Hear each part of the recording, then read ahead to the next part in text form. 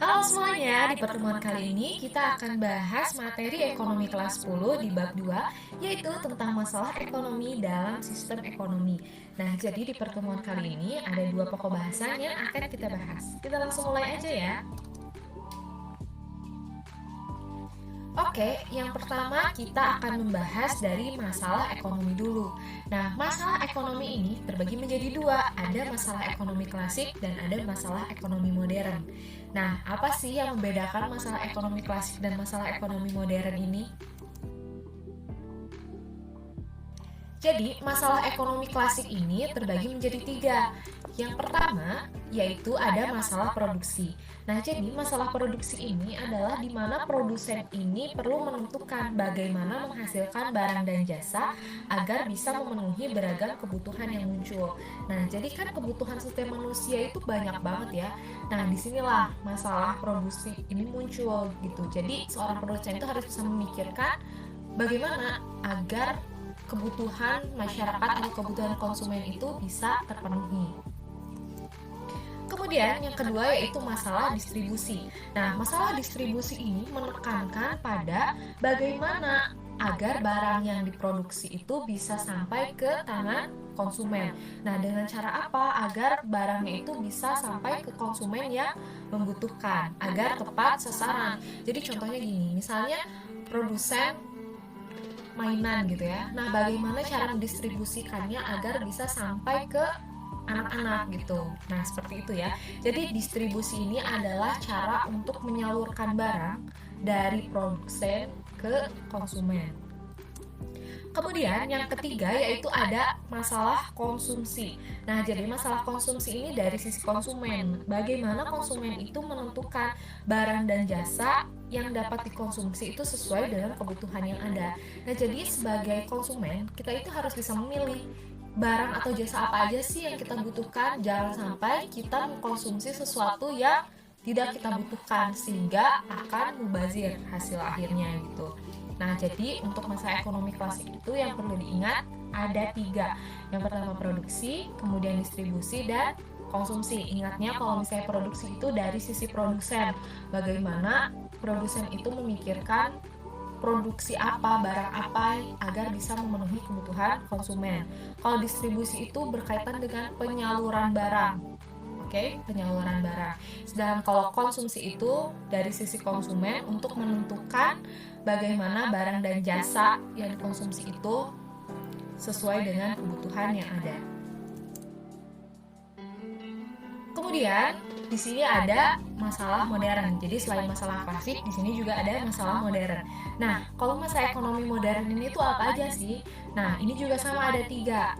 Yang pertama yaitu what atau apa bahasa Indonesianya.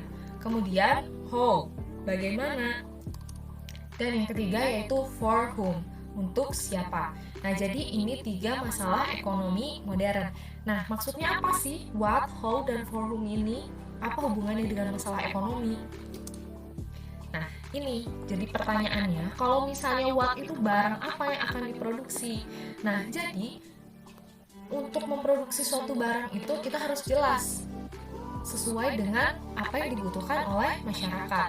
Karena sumber daya yang ada di dunia ini tuh terbatas. Yang namanya kebutuhan manusia itu pasti tidak terbatas, sedangkan sumber dayanya itu terbatas gitu.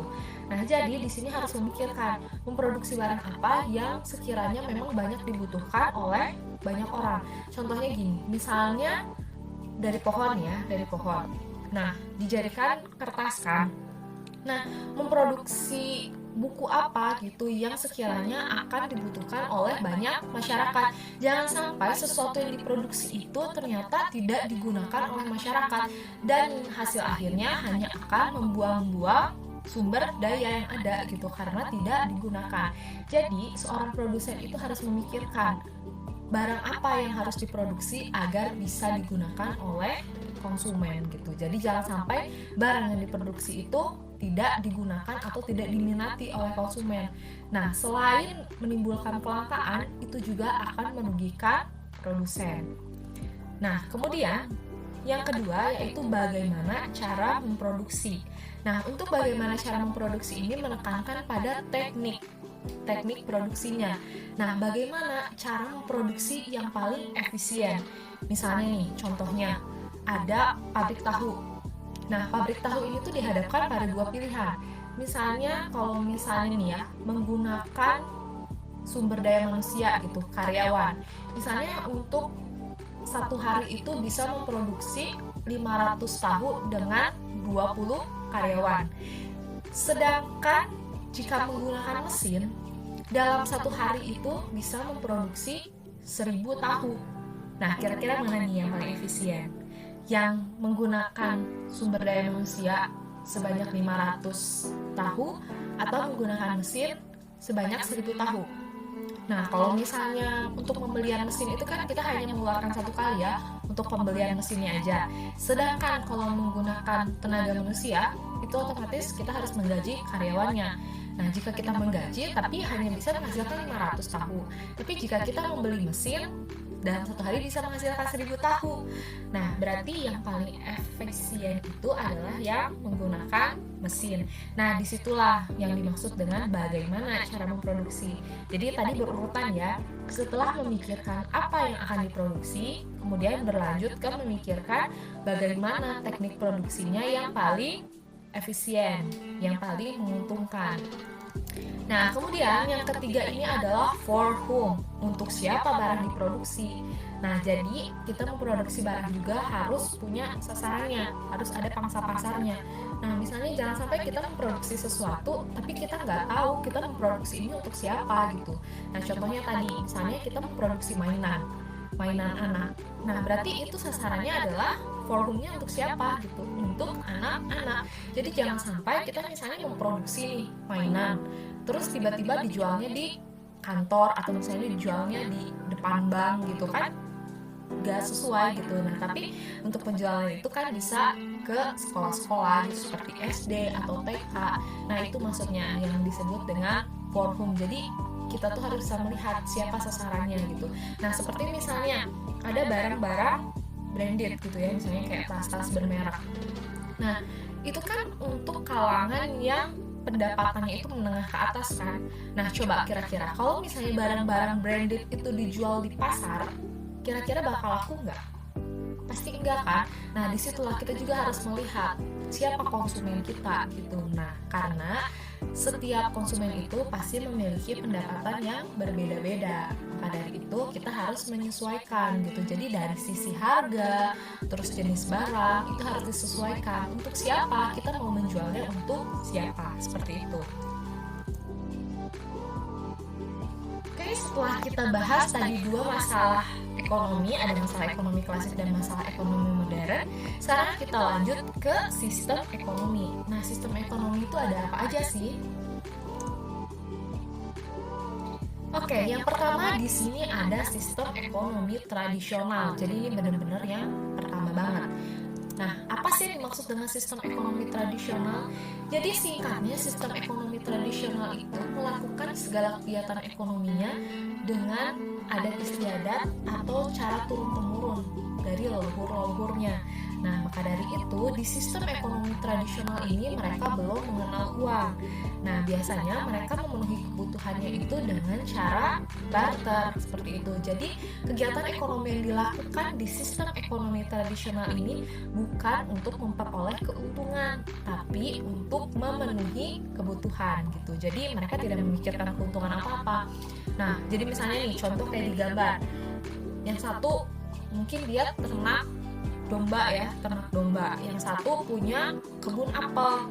Nah, mereka bertukar gitu karena mungkin yang punya kebun apel ini butuh daging domba karena dia nggak pernah makan daging gitu.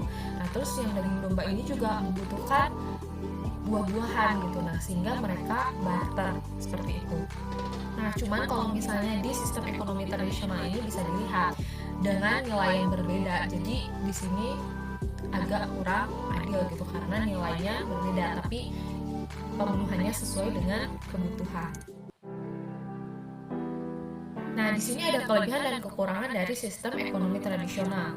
Untuk kelebihannya, jadi di sini tuh tidak ada persaingan karena semuanya dilakukan berdasarkan kebiasaan gitu. Jadi tidak ada persaingan, ya udah, karena melakukan segala kegiatan itu hanya untuk memenuhi kebutuhan, bukan untuk mencari keuntungan. Nah, kemudian masyarakat juga tidak terbebani target tertentu karena semua kegiatan yang dilakukannya tadi untuk memenuhi kebutuhannya sendiri. Nah, kekurangannya apa? Kekurangannya itu masyarakat hanya melakukan kegiatan ekonomi untuk memenuhi kebutuhan, tidak bertujuan mencari keuntungan, sehingga tidak ada motivasi untuk menciptakan sebuah kemajuan. Itu karena dasarnya tidak memperoleh keuntungan, jadi mereka tidak memikirkan keuntungan. Yang penting apa yang dia butuhkan ada, cukup sampai situ, sehingga kurangnya motivasi untuk sebuah kemajuan. Itu kekurangan dari sistem ekonomi tradisional. Nah, kemudian yang kedua ada sistem ekonomi komando atau terpusat. Nah, jadi singkatnya sistem ekonomi komando atau terpusat ini segala kegiatan ekonominya itu dikendalikan sepenuhnya oleh pemerintah. Jadi segala kegiatan ekonominya, segala sumber daya alam, faktor-faktor produksinya itu milik pemerintah. Contohnya misalnya kayak perhutanan, minyak bumi, air, tanah, itu adalah semuanya milik pemerintah. Nah, jadi tidak ada masyarakat yang memiliki misalnya lahan perhutani seperti itu, nggak punya gitu. Jadi kayak misalnya pabrik kertas gitu kan, kalau misalnya punya pabrik kertas kan harus punya lahan atau misalnya perhutanan gitu ya untuk bahan baku bikin kertasnya, karena kertas dari pohon kan. Nah, kalau di sistem ekonomi komando atau terpusat ini tidak ada hal seperti itu gitu, karena semuanya dikelola oleh pemerintah gitu. Nah, sumber daya alam pokoknya yang diproduksi oleh negara, hasilnya baru nanti didistribusikan kepada rakyat. Jadi yang mengolah segala sesuatunya itu adalah kewenangan dari pemerintah. Masyarakat tidak boleh ikut campur. Oke, di sini ada kelebihan dan kekurangan dari sistem ekonomi komando atau terpusat. Nah, kita mulai dari kelebihannya dulu. Kelebihannya yang pertama yaitu masalah ekonomi atau ketimpangan dapat dikurangi dengan pengawasan dan campur tangan pemerintah. Kemudian yang kedua, pendapatan lebih merata. Nah, karena di sini tidak adanya monopoli dari pihak swasta. Jadi, semua masyarakatnya itu pendapatannya bisa merata karena tidak ada yang melakukan kegiatan ekonominya, karena segala sesuatunya dikuasai oleh pemerintah. Kemudian kekurangannya apa aja? Yang pertama, kemajuan masyarakat terhambat. Kemudian yang kedua, masyarakat dan swasta terkekang. Dan yang ketiga, monopoli oleh pemerintah yang tidak memihak rakyat akan sangat merugikan. Nah, kenapa kemajuan masyarakat di sini terhambat? Karena masyarakat tidak bisa melakukan kegiatan ekonomi seperti misalnya membuka perusahaan gitu. Nah ya, itu bisa menghambat kreativitas dari masyarakat itu sendiri, sehingga pihak swasta dan masyarakat itu akan terkekang. Kemudian yang ketiga, ini sistem ekonomi pasar atau liberal. Ini berbanding terbalik sekali dengan sistem ekonomi komando atau terpusat yang sebelumnya. Jadi, kalau di sistem ekonomi pasar atau liberal ini memberikan kebebasan kepada masing-masing individu untuk melakukan kegiatan ekonomi. Jadi di sini pemerintah tidak ada campur tangan sama sekali. Jadi segala faktor-faktor produksi itu bisa dimiliki oleh individu. Nah, disinilah muncul para kapitalis yang ingin memperoleh keuntungan yang sangat besar. Namanya manusia tidak pernah ada puasnya. Nah, di sini juga menimbulkan banyak kerugian juga gitu. Nah, agak kurang baik juga sebenarnya sistem ekonomi pasar atau liberal ini. Ya mungkin baik bagi orang-orang yang jiwa kompetitifnya tinggi dan sangat berinovasi. Tapi untuk masyarakat-masyarakat yang tertinggal, ini bisa dikatakan yang miskin akan semakin miskin dan yang kaya akan semakin kaya, seperti itu. Nah, jadi segala harga pun diserahkan pada mekanisme pasar. Jadi pemerintah di sini benar-benar tidak ada campur tangan sama sekali. Dan kekurangan dari sistem ekonomi pasar ini apa aja sih? Nah, yang pertama, masyarakatnya itu lebih partisipatif dan kreatif.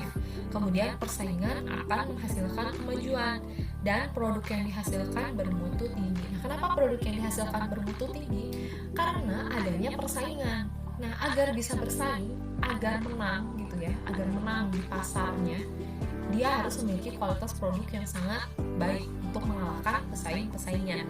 Nah, para individu juga dituntut untuk berinovasi dan kreatif gitu agar bisa unggul. Nah, kemudian kekurangannya apa aja? Nah, ini dia. Ketimpangan meningkat karena pendapatan dan penguasaan faktor produksi yang tidak merata, kemudian adanya monopoli yang bisa merugikan masyarakat gitu. Nah, seperti kalau misalnya di sistem ekonomi komando misalnya ya, air, minyak, gas bumi itu dikuasainya kan oleh pemerintah. Nah, yang namanya pemerintah itu kan memprioritaskan kepada rakyat. Nah, berarti bisa saja di misalnya kayak air digratiskan gitu. Nah, atau misalnya diberikan subsidi sehingga harganya tidak terlalu mahal. Nah, sehingga semua masyarakat bisa menikmati itu. Nah, jika di sistem ekonomi pasar atau liberal ini karena tidak dikuasai oleh pemerintah, tidak ada campur tangan pemerintah. Nah, individu yang menguasai, ya gimana individu itu memberikan harga berapa. Jika individu itu ingin memperoleh keuntungan yang sangat tinggi, dia bisa saja memberikan harga yang sangat tinggi, sehingga itu akan menyulitkan masyarakat-masyarakat yang lainnya. Itu hanya menguntungkan individunya sendiri, sedangkan masyarakat yang lain akan dirugikan. Kemudian yang keempat di sini ada sistem ekonomi campuran. Nah, jadi sistem ekonomi campuran ini penggabungan antara sistem ekonomi komando dan sistem ekonomi pasar atau liberal. Kalau misalnya sistem ekonomi komando itu kan sepenuhnya dikuasai oleh pemerintah, sedangkan sistem ekonomi liberal itu dikuasai oleh masyarakat.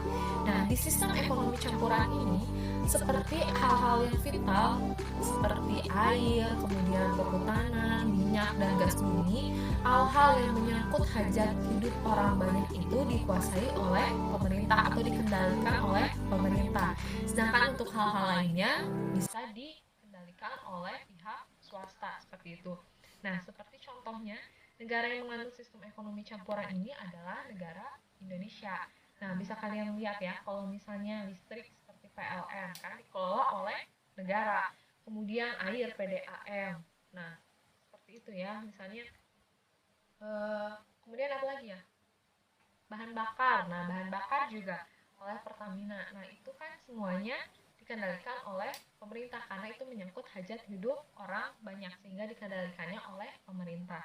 Nah, untuk hal-hal lain itu bisa dilakukan oleh pihak swasta. Nah, seperti perdagangan-perdagangan, barang-barang dan yang lainnya itu bisa dilakukan oleh pihak swasta juga seperti itu. Jadi di sini adanya keseimbangan antara campur tangan pemerintah dan pihak swasta.